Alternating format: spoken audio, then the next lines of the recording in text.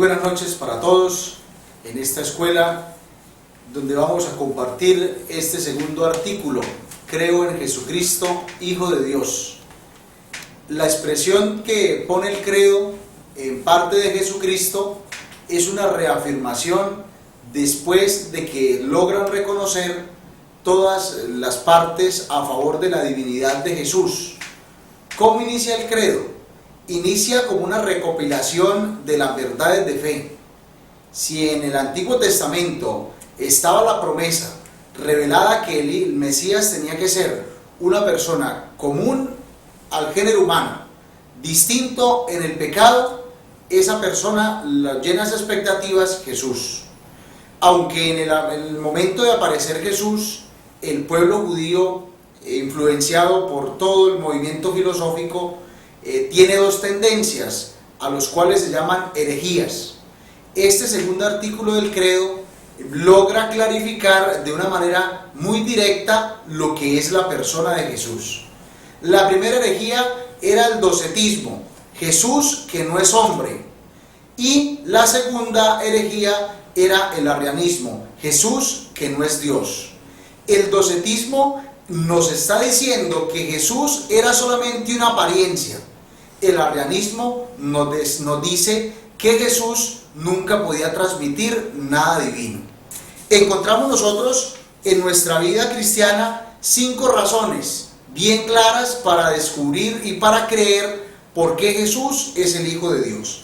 La primera: en Jesús se cumplen todas las profecías de la Sagrada Escritura, dichos por el profeta Isaías, dichos por Jeremías, dichos por Ezequiel.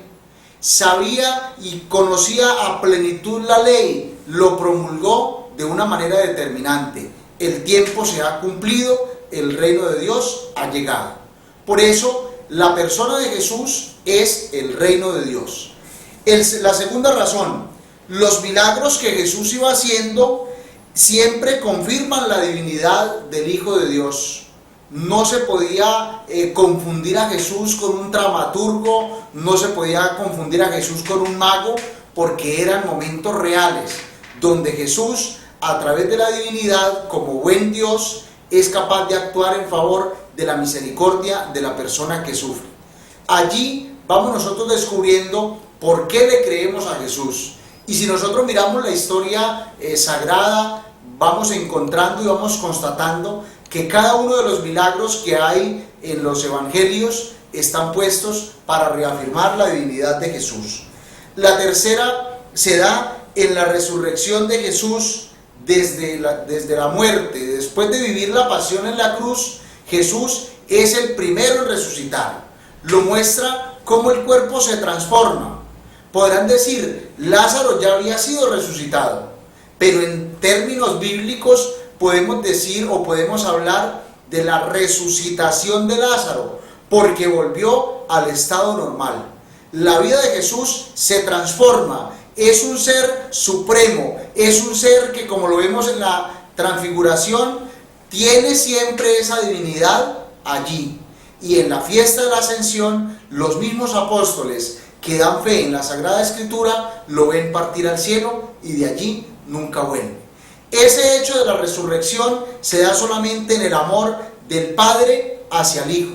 Es el Padre que resucita al Hijo por ser su Hijo. Ahora nosotros vamos comprendiendo que esa divinidad de Jesús nos hace llegar siempre al misterio de la cruz. La pureza de su doctrina moral son dignas solamente de Dios. La gran pregunta que se hacen los maestros de la ley es: ¿de dónde saca tal autoridad? ¿De dónde viene tanta sabiduría? Lo veíamos cuando apenas tenía 12 años y es hallado en el templo. Todos los maestros y doctores de la ley le están preguntando. Esa es una sabiduría que no es humana, sino que es siempre una sabiduría divina. Su doctrina moral está fundamentada en el amor. Un Dios que nos ama, un Dios que nos enseña siempre a amar. Desde allí nosotros vamos comprendiendo cómo el llamamiento de Jesús a este mundo se da en el misterio de la Trinidad económica. El Padre que crea, el Hijo que recrea y el Espíritu Santo que santifica. Por eso el papel fundamental de Jesús es recrear, reconciliar, restaurar, volver a llevar hacia el Padre. Si podemos ver nosotros que las consecuencias del pecado era apartarnos de Dios, las consecuencias de la gracia en la persona de Jesucristo, como dice la carta a los Hebreos, es reconciliarnos con Dios. Y por último punto, podemos nosotros encontrar que Jesús es el Hijo de Dios y funda la iglesia, le da una estabilidad y le dice a Pedro, ni siquiera el poder del demonio la podrá destruir.